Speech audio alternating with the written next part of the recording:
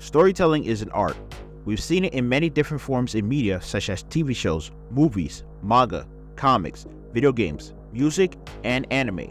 It takes a lot of hard work and dedication to make a perfect story. The ending of a story is just as important as all other aspects of storytelling. The ending of a story can make or break your series. It can make your series a masterpiece, or it can make your series forgettable. Today, we're going to see how the ending of the 4th Grade Ninja War arc broke Naruto as a series and prevented it from being considered as one of the ghosts of shonen amongst the anime community.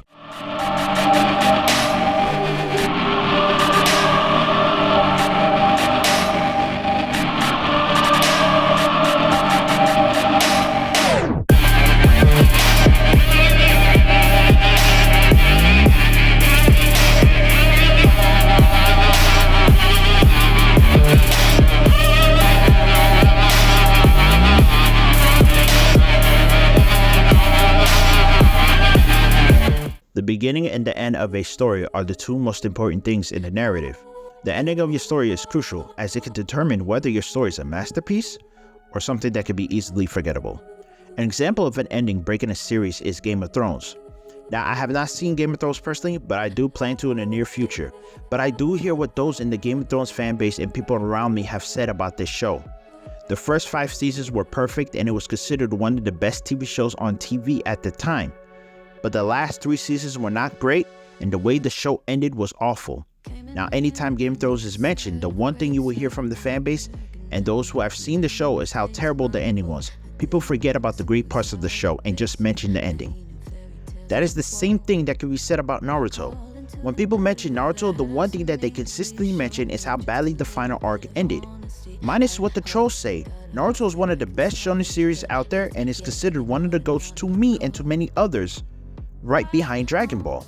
But the way the final arc ended left a sour taste in the mouth of those in the anime community. It was so bad that whenever I hear someone mention Naruto, the first thing that I hear is that the series should have ended at the Pain arc. People are saying this because the ending of the Pain arc was done beautifully compared to the ending of the 4th Grade Ninja War. Don't get me wrong, I like the 4th Grade Ninja War arc up to the final act of the story. The first 3 acts of the story were great and we had so many memorable moments. We also learned so much about Naruto and the history of the shinobi world. The 4th Grade Ninja War gave us the introduction of Naruto's mother, Kushina Uzumaki, and we learned what happened the night of the Nine Tails attack.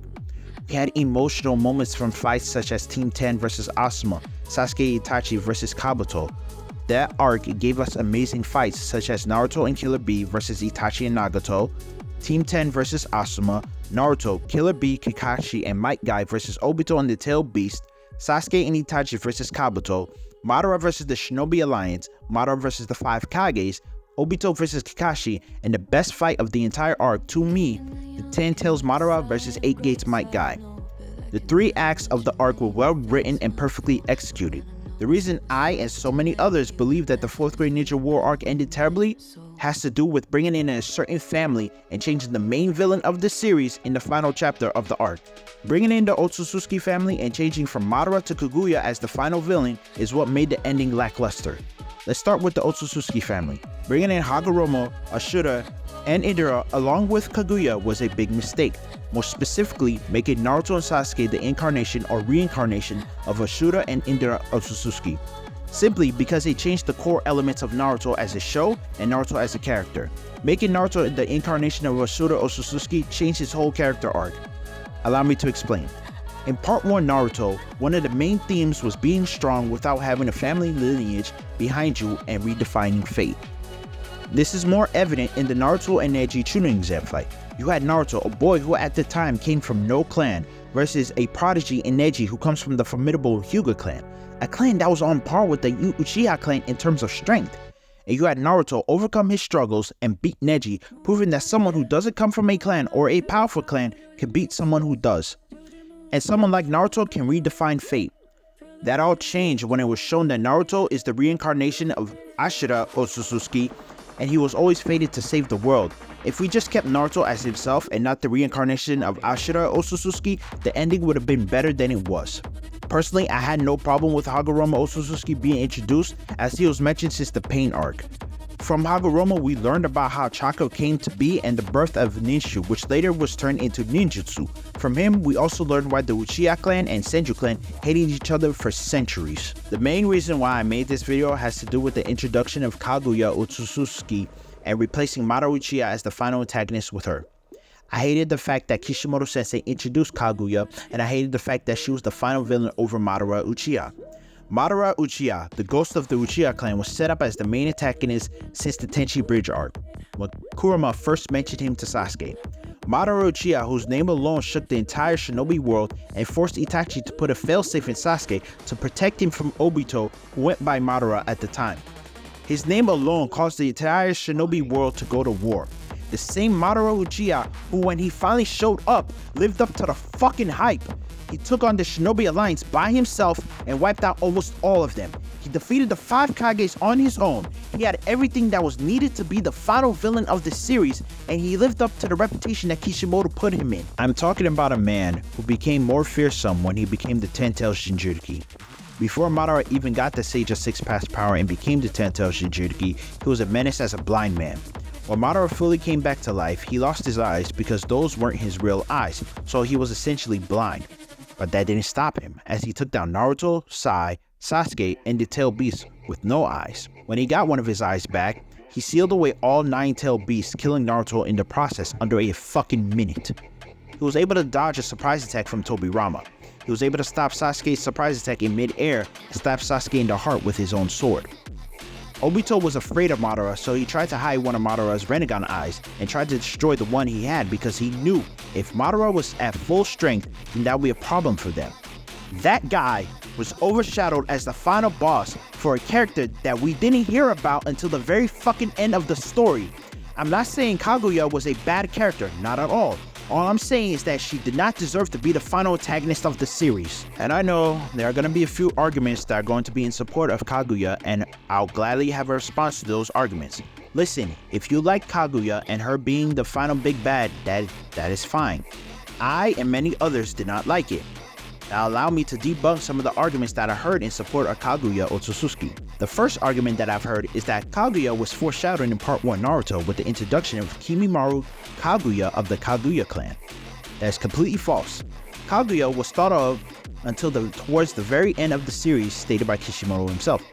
Unfortunately, I am unable to find the interview where he mentioned it while I was doing research for this video.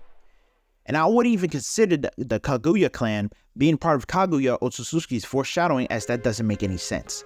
A perfect example of foreshadowing would be Madara Uchiha in the Sage of Six Paths Hagoromo Otsutsuki.